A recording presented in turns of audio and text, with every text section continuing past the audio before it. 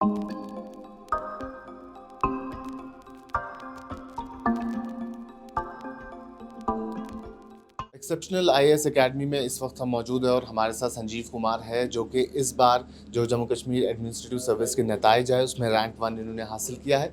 इनसे हमने एक बार पहले भी बात की लेकिन उस वक्त ये अपने घर सांबा में मौजूद थे, तब जो है इंटरव्यू ऑनलाइन हुआ।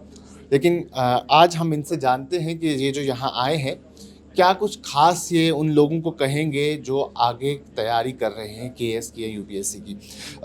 संजीव जी, आपका जो चैलेंजिंग एक सफ़र रहा होगा क्योंकि ये कांटों से भरा हुआ होता है ये सफ़र, तो कितना चैलेंजिंग रहा और जो आज आप यहाँ आए हैं एक्सेप्शनल एकेडमी में, यहाँ स्टूडेंट्स जो हैं, एस्पिरेंट्स जो हैं, उन्हें क्या कुछ कहना चाहेंगे? देखिए, चैलेंजेस ये है कि मैंने 2018 में स्टार्ट किया था और आप देखें तो 7 साल लगे। तो टाइम लगा इसको करने में। तो मैं हर इंसान को ये बताना चाहता हूँ कि अगर आप इतनी देर कंसिस्टेंट रहते हैं, अगर आप हार्ड वर्क करते हैं, तो भगवान आपको पक्का वो शो वर्क करता है, आपके हार्ड वर्क का रिवॉर्ड पक्का होता है। तो कंसिस्टेंसी से पढ़ते रहिए, अपने आप पे भरोसा रखिए, भगवान पे भरोसा रखिए, भगवान की किसी भी फॉर्म में जिसमें भी आप विश्वास रखिए उस पर भरोसा रखिए और मेहनत करते रहिए। आपको एक ना एक दिन सफलता ज़रूर मिलेगी। अपने आप पे भरोसा वो कभी भी कम नहीं होना चाहिए। और मेहनत, मैंने ये पाया है कि जब आप मेहनत करते हो, आप मेहनत एक नशा बन जाता है आपके लिए। आपको बहुत मज़ा आता है मेहनत करने में। आहिस्ता-आहिस्ता आप देखोगे, आप देखना कि कोई नीट वीट या आईआईटीएंस ही एग्ज़ाम क्रैक करते हैं। क्यों? उनको मेहनत करने में मज़ा आना स्टार्ट हो गया है और बाकी बच्चे नहीं कर पाते, ऐसा परसेप्शन मानी जाती है क्योंकि वो मेहनत नहीं कर पा रहे हैं। उन्होंने मेहनत को अपनी डे टू डे हैबिट में नहीं लाया है। द मोमेंट आप मेहनत करना डे टू डे हैबिट में लाते हैं, आप सिर्फ किसी एग्ज़ाम में ही एक्सेल नहीं करते, आप पूरी लाइफ में एक्सेल करते हो। आप अपने फैमिली में भी प्रोवाइडेड बन जाते हो, रिस्पॉन्सिबल बन जाते हो। तो आप हर जगह रिस्पॉन्सिबिलिटी लेना स्टार्ट कर देते हो और एक आप बेहतरीन इंसान बनते हो। तो ये जी, चीज़ें जो है हेल्प करती है। डेफिनेटली ये ओवरऑल बहुत हेल्प करती हैं। आपको मेहनत करना आना चाहिए। कोचिंग इंस्टीट्यूट वालों को 1 घंटे में पढ़ा देगा क्योंकि वहाँ पर एक एक्सपीरियंस बंदा जिसने बहुत अच्छी चीज़ के बारे में पढ़ा है। वो 1 घंटे पढ़ेगा, फिर आप घर पे 1-2 घंटे पढ़ेंगे तो आप समझ जाएंगे वो चीज़। ये कैटलिस्ट का काम। लेकिन इनमें से सिलेक्ट कौन होगा वो किसी को पता नहीं है। So the coaching will not actually help you to get selected, ऐसा नहीं है। फाइनल प्रोडक्ट जो है वो आपकी मेहनत और परफॉर्मेंस का है। इसलिए जो सेल्फ स्टडी करेंगे इट्स ओके फॉर देम। जो कोचिंग करना चाहते हैं, जिनको फाइनेंशियल सिस्टम जो है फाइनेंशियल, उसको भी कोई दिक्कत नहीं। रही बात जिनके पास नहीं है और वो कैसे करेंगे, there are many options for that. एक तो ये दिल्ली में भी बहुत सारे इंस्टीट्यूशंस हैं जो फ्री कराते हैं। यहाँ पर आपका यूनिवर्सिटी में रिसेंटली गया था, वहाँ वो भी फ्री कोचिंग कराते हैं। So there are many ways जहाँ पर मुझे नहीं लगता कि ऐसा बंदा जो कहेगा कि भैया मेरे पास फाइनेंशियल असिस्टेंस नहीं है, मैं कैसे कोचिंग करूँ। मुझे लगता है we have enough resources for that. बहुत ज़्यादा अच्छी फीलिंग है। इन पर्टिकुलरली आज बिलाल मोहिद्दीन साहब आए थे एज एन आईएएस, तो we got to learn from his journey, his experiences. He told us many things about the preparation also. So basically we are still preparing for the other exams, so it was very helpful. So in particular I always believe in this thing कि what cannot be measured cannot be improved. So for that particular reason a coaching institute helps you a lot. So if you are preparing and you do not know where you are going, what is the direction of your preparation, you could get deviated sometimes. So coaching centers in particular help you in that aspect.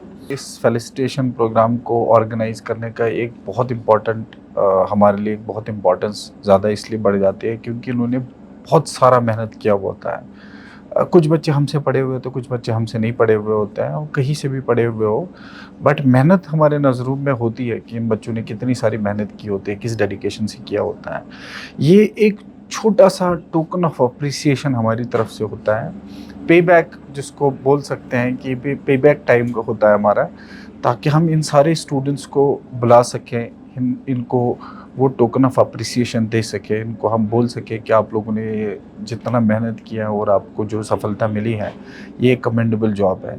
Sanjeev का जो preparation civil services का चल रहा था, through out इन्होंने 6 महीने पहले तक इनका उसमें रिजर्व लिस्ट में आया था यूपीएससी में, तो 6 महीने पहले तक इनका वो अटेम्प्ट में नाम पहले आया नहीं था, फिर रिजर्व लिस्ट में आया। तो I have seen that struggle he has done और तरीके से ही अपने आप को देन बाउंस बैक करना, देन एग्ज़ाम देना और फिर वापस मतलब वो सारा स्ट्रगल मैं इनका ऑलरेडी देख चुका हूँ.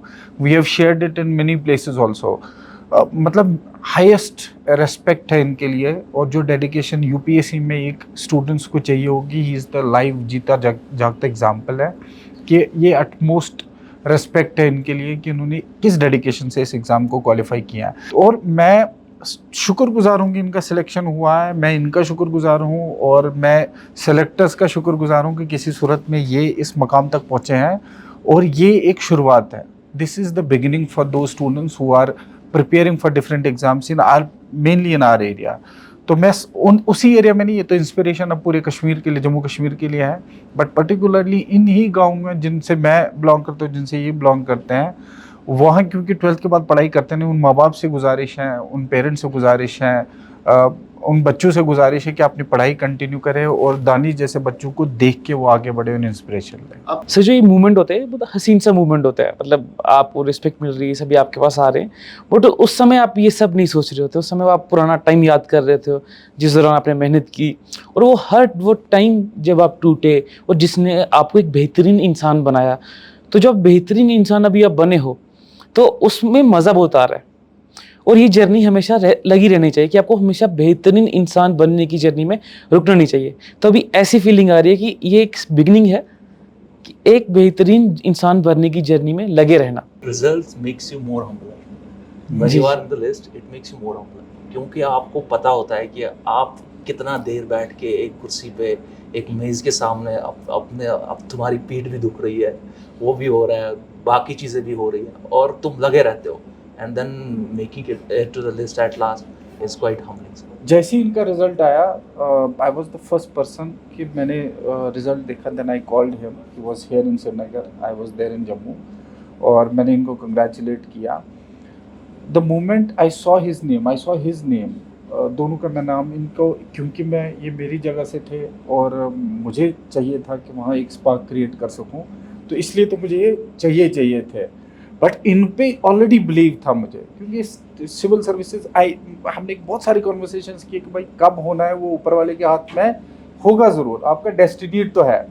तो we were just waiting for that moment. और जिस दिन ये हुआ उस दिन उससे ज़्यादा खुशी हमें कोई और हो नहीं सकती थी.